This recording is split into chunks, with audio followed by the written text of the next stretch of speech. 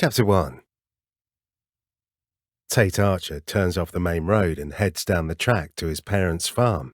He opens the window, letting the sea air in to help to blow away some of his tiredness.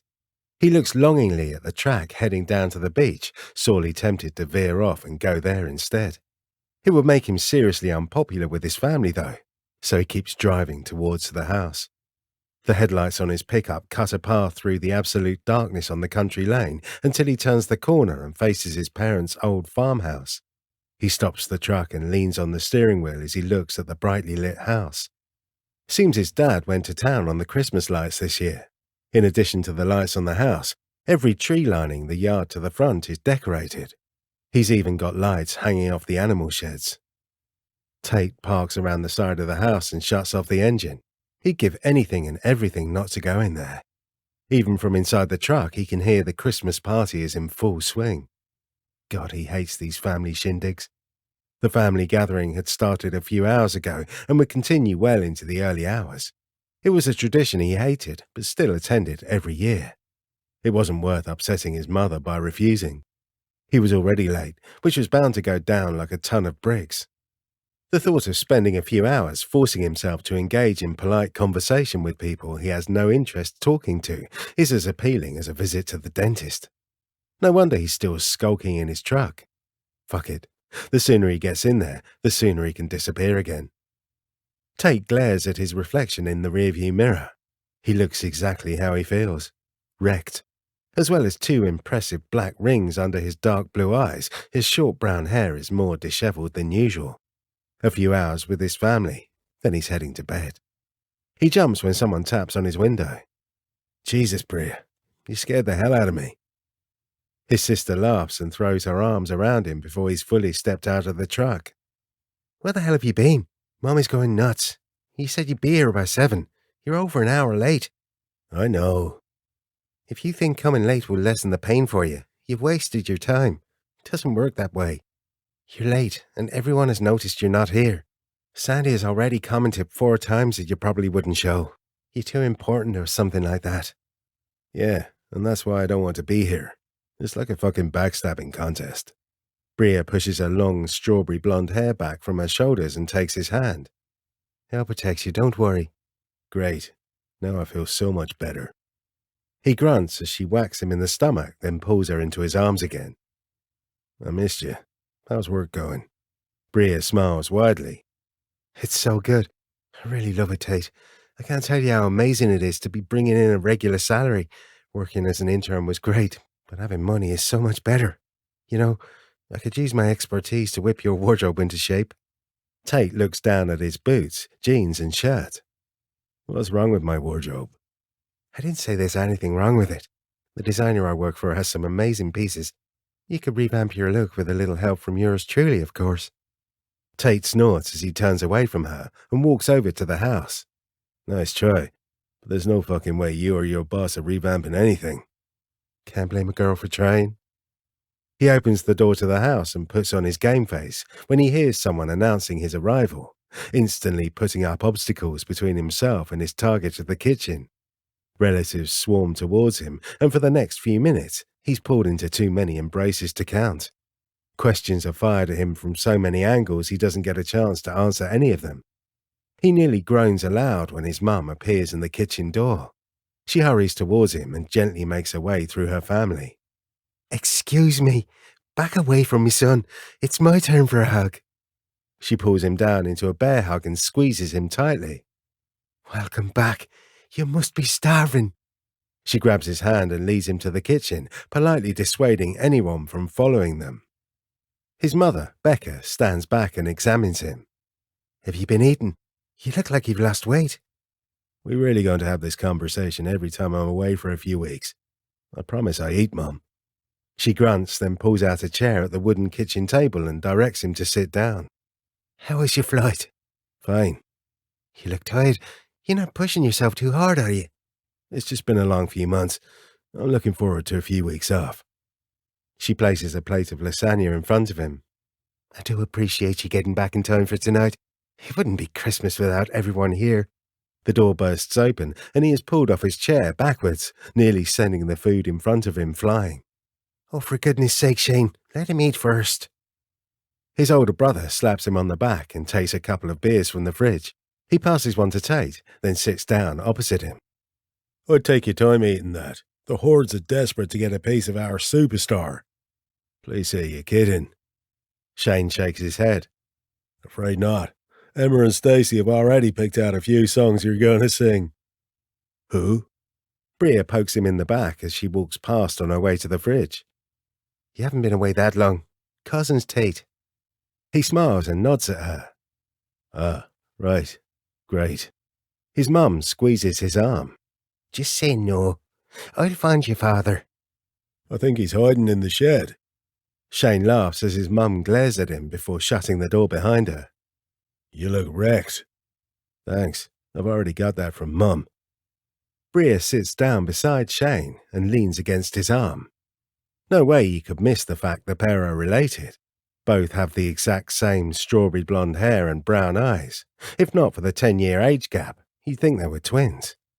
Shane holds up his beer and taps it against Tate's. Congratulations, by the way. Christmas #1 for the 2nd year running. Well done. Cheers. He can't quite believe it himself. Getting to #1 at Christmas last year had been completely unexpected. Getting it for a 2nd year was taking time to sink in.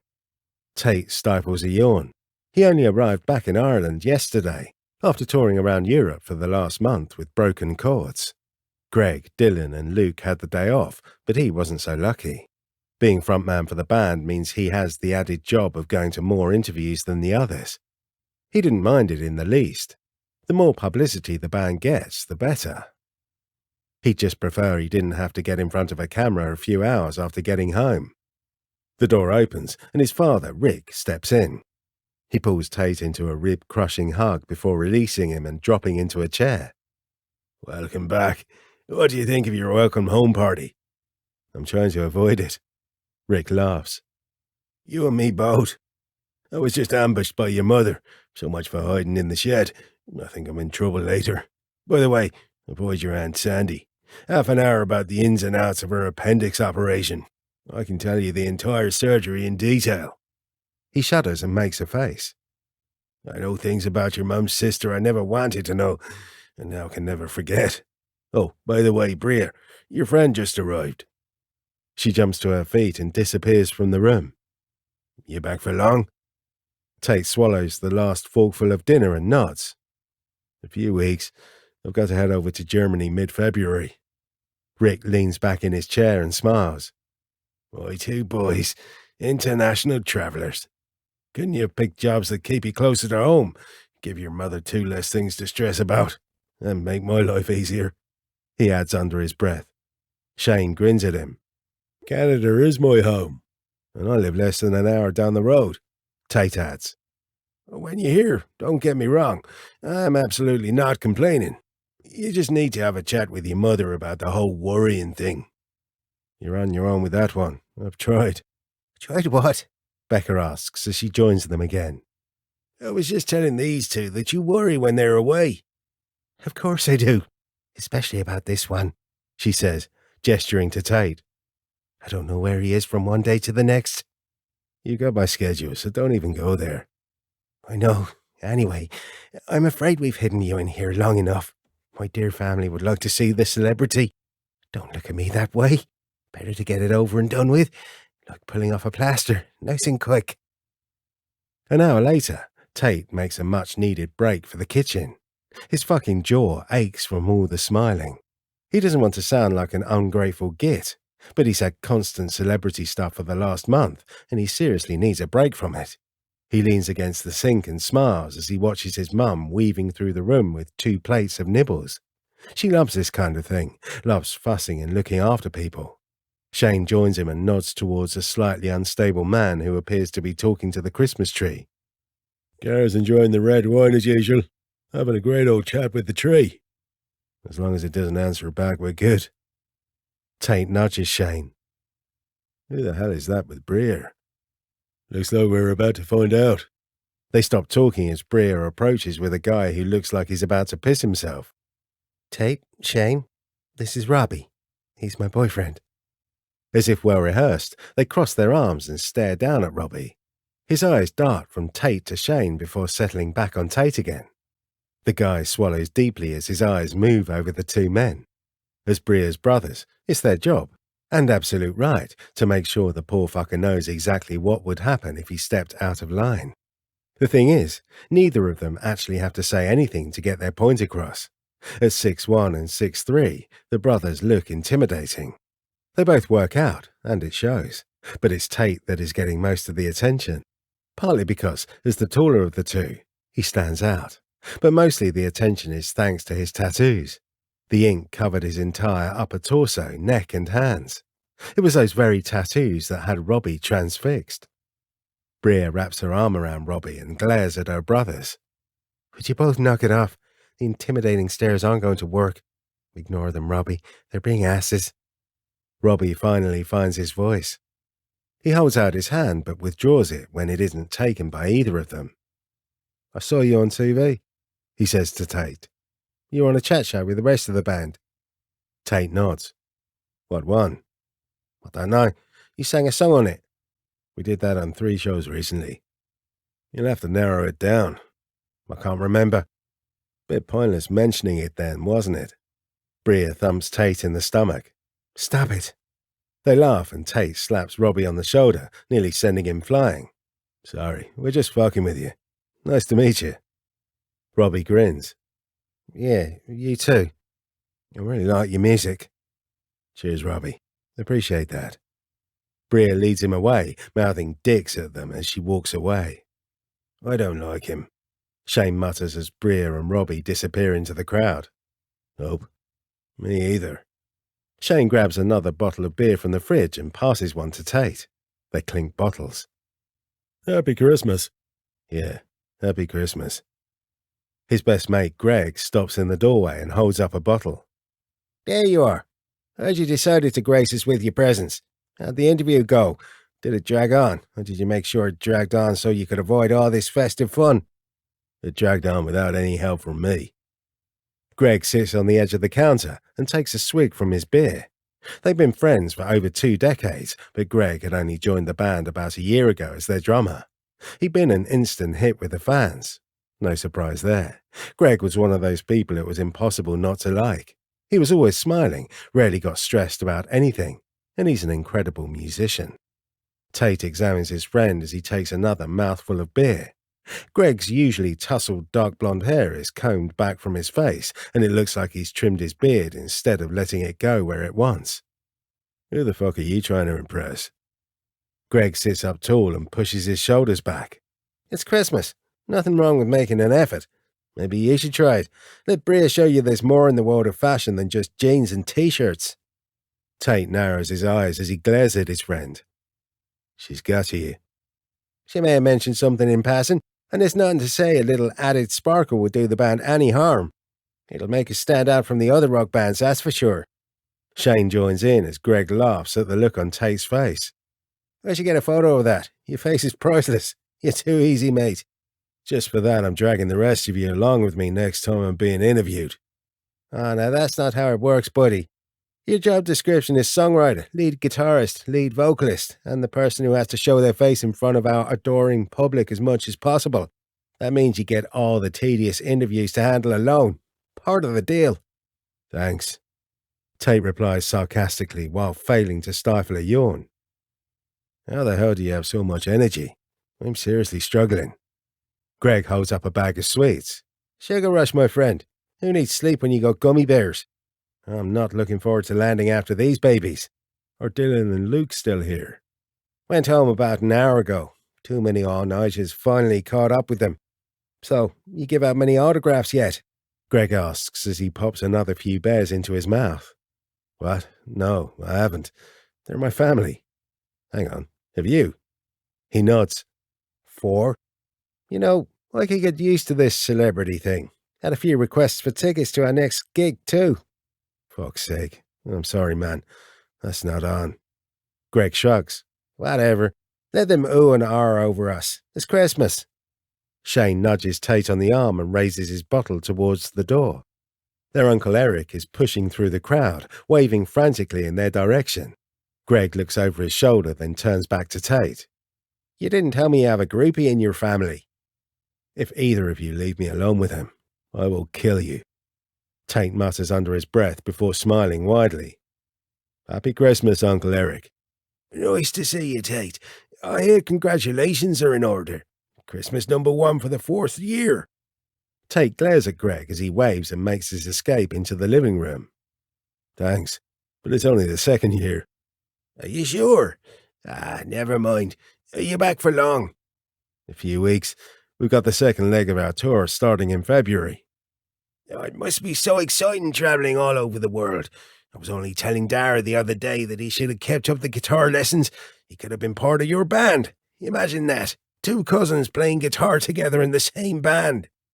Tate takes another drink from his beer as that image plays out in his head. There's no fucking way he'd ever have his cousin in the band. First, he's family, so that's a big no. Second, Dara had been a pain in his ass for as long as he can remember.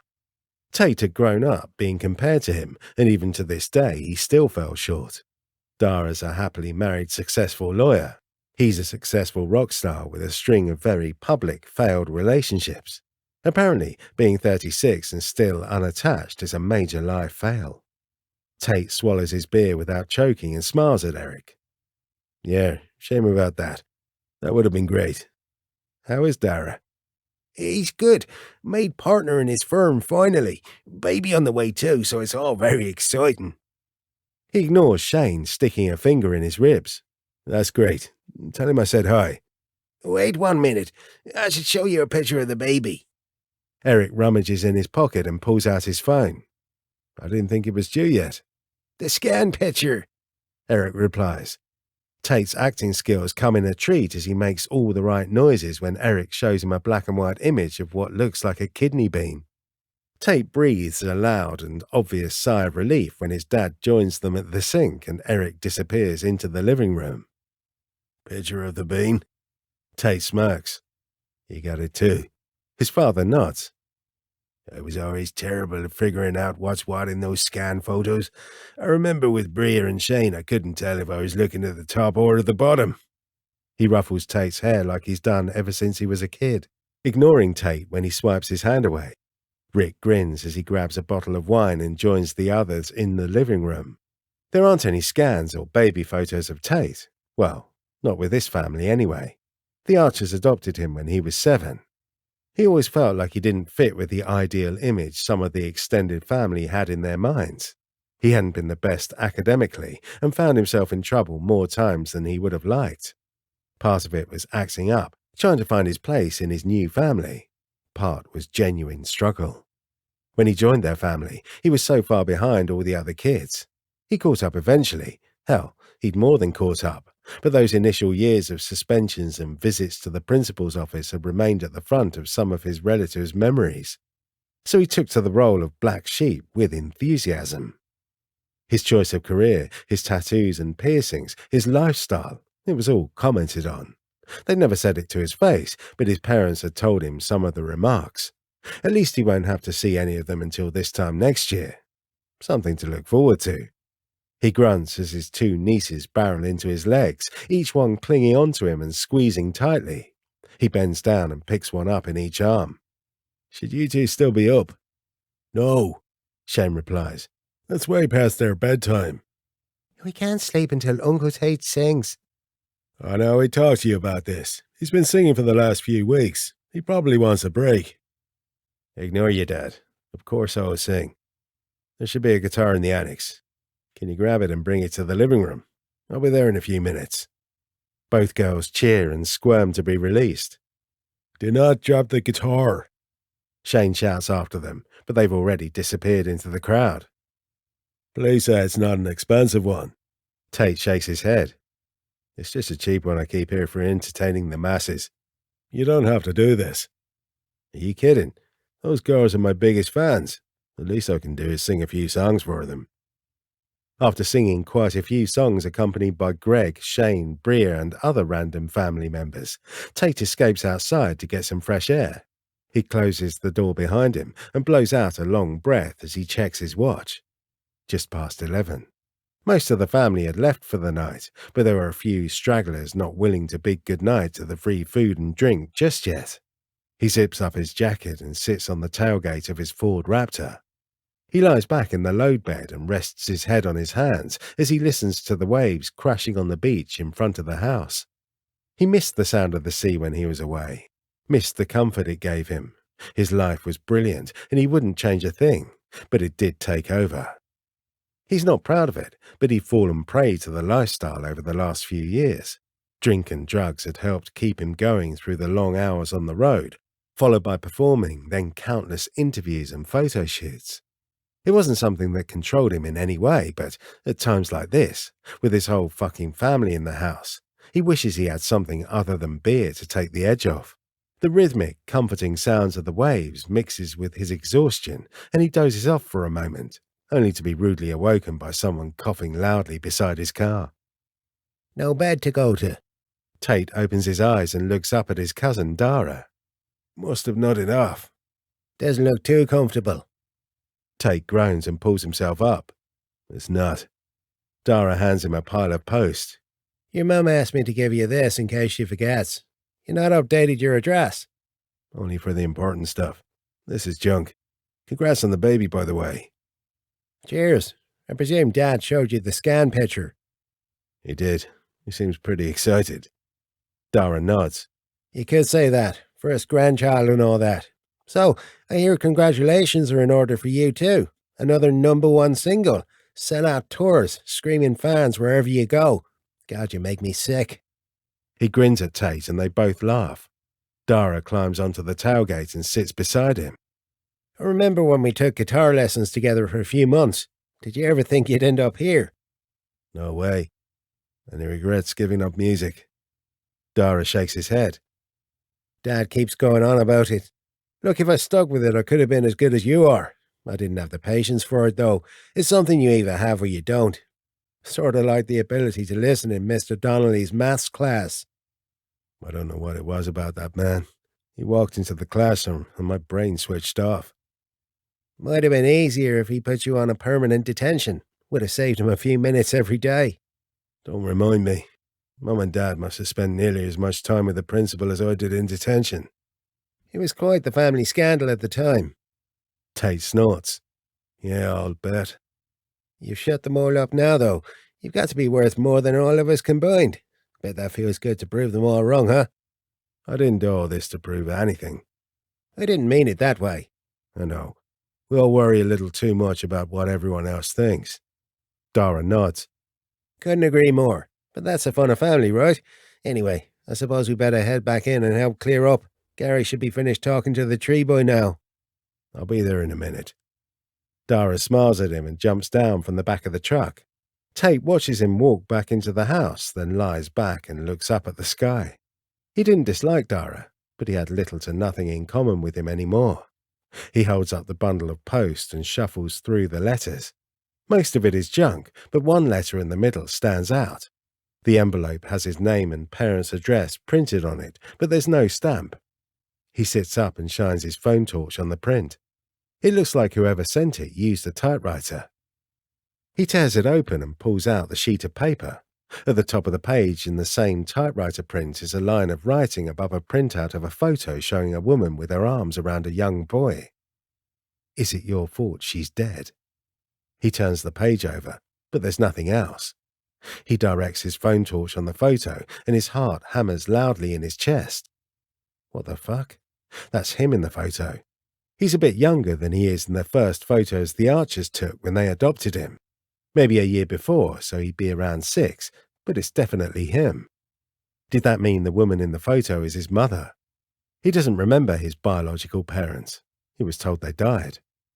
Is it your fault she's dead? Saying the words out loud doesn't produce an answer.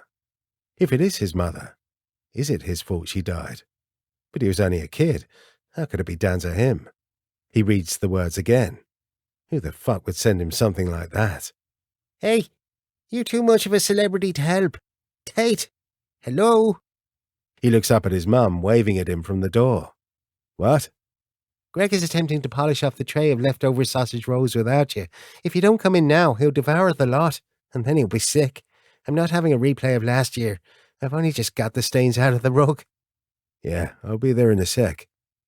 Tate wipes a hand over his face and folds the sheet of paper. He climbs down from the truck and stuffs it into his back pocket. Whatever the fuck is going on, there is no way he's going to mention this to her. The Archers gave him a family when no one else wanted him. Thanks to them, he's had an amazing life for nearly 30 years. That's all that matters to him.